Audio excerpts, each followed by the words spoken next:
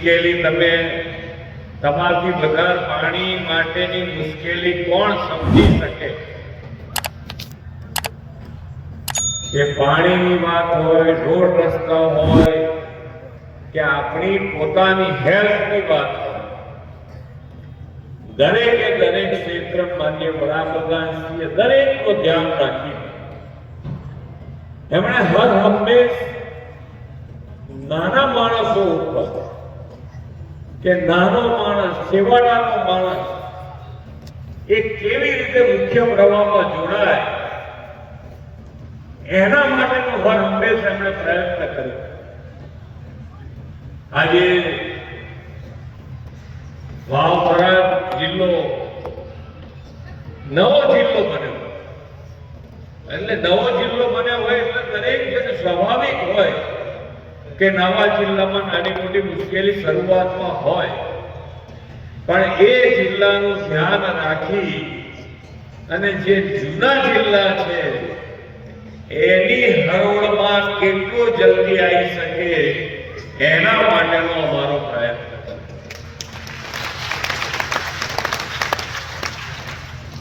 ખેતીની વાત હોય તો ખેતીમાં હું હમણાં આવતા જોતો હતો તો દરેક જણ ખેત તલાવડી અને ખેત તલાવડીમાં પ્લાસ્ટિકનો ઉપયોગ કરીને અંદર પાણી ભર્યું છે બધાએ.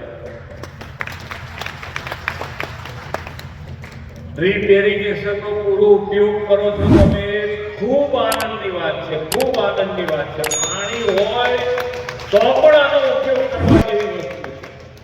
આપણું પાણી છે, આજે આપણી પાસે પાણી છે, પણ આવતીકાલનો વિચાર આપણી પાસે વિઝનરી લીડર હોવાનો ફાયદો જે આપણને છે, વડાપ્રધાન શ્રી જેવા વિઝનરી લીડર છે કે આજે જે પાણી વાપરી રહ્યા છે તો એ પાણી આજે વાપરવાનો વાંધો નથી, પણ આવતીકાલના પાણી માટેનો આજથી વિચાર કરવો એ એમની દૂરંદેશીનો મોટામાં મોટો ફાયદો આપણને થઈ જાય કે ભાઈ આવતીકાલે પાણીનો વિચાર કરવો. એટલે કેવી રીતે?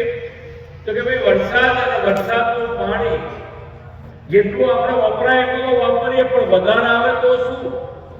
તો એને જમીનમાં કેવી રીતે ઉતારાય એના માટે આખા દેશમાં કેચ ધ રેન એટલે વરસાદનું પાણી કેવી રીતે જમીનમાં ઉતારાય એના માટેના આયોજનબદ્ધ રીતે આખા દેશમાં મુહિમ ઉપાડી છે.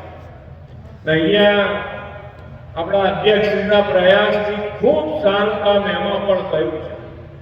આપણને આનંદ છે કે જેટલું વરસાદનું પાણી આવે એ નીચે ઉતારવા માટેનો પ્રયત્ન થયો. અને હજુ અમે તો બધા અમારા અહીંયાથી આપણા મંત્રીશ્રી છે, તમારા ધારાસભ્ય છે, એમને પૈસા ખૂબ આપેલા છે એના માટે. એટલે તમારે તો એમને લઈ જઈને તમારું કામ બતાવવાનું છે કે અહીંયા આગળ પાણી ભરાય છે ને એને જમીનમાં ઉતારવું છે, આપણાથી વ્યવસ્થા થાય. એટલે આંગળી ચીજાનું શું લેવાનું છે? ખૂબ સારી ખેતી થાય છે, ખેતીની સાથે પશુપાલન સારામાં સારું થાય છે. તો હવે શું આગળ કેવી રીતે વધવું એના માટેનો વિચાર કરી કે ભાઈ આની અંદર વેલ્યુએશનની વાત કરતા હતા આપણા શંકરભાઈ.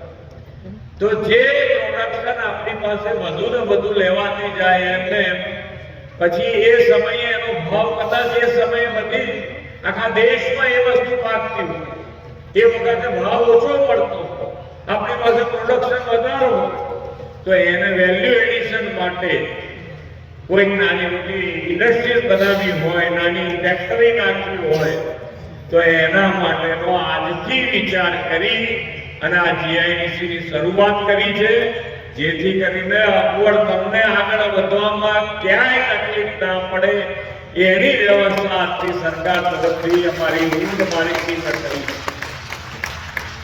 ખૂબ સારી રીતે આજે તો બીજું કોઈ પ્રજાસત્તાક પર્વના આગલા દિવસે મેં કીધું નવો જિલ્લો છે એટલે મેં કીધું અધ્યક્ષશ્રીને કીધું મેં કે જિલ્લામાં જેટલું બને એટલું આજે ફરતા રહીએ તો દરેક જેમને વાઇબ્રન્સી આવે અને વાઇબ્રન્સી આવે તો આપણે માન્ય વડાપ્રધાનશ્રીનું વિઝન જો 2003માં એ દિવસે એમણે વાઇબ્રન્ટ ગુજરાત શરૂ કર્યું, એનો ફાયદો આજે આપણને મળી રહ્યો છે. કેવી રીતે મળી રહ્યો છે તમને એક ઉદાહરણ આપી શકતો તો કે ભાઈ જે નાની નાની ઇન્ડસ્ટ્રીઝ જેને એમએસએમઈ કહીએ છીએ આપણે, એ એમએસએમઈ જ્યારે વડાપ્રધાનશ્રીએ શરૂઆત કરી ત્યારે 1,68,000 જેવી નાની ઇન્ડસ્ટ્રીઝ હતી.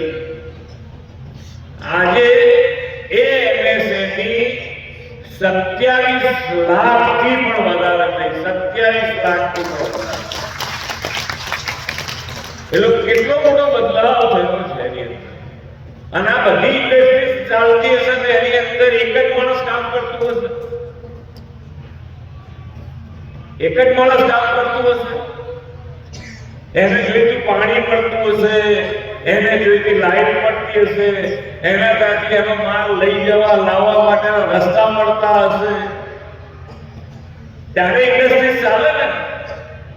એટલે દરેકે દરેક વ્યવસ્થા ખૂબ સારી રીતે, જેને કે સર્વાંગી વિકાસ તરફ માન્ય વડાપ્રધાન શ્રીએ ગુજરાતનો મજબૂત પાયો નાખ્યો, એટલે એના ફળ આજે આપણે લઈ રહ્યા છીએ.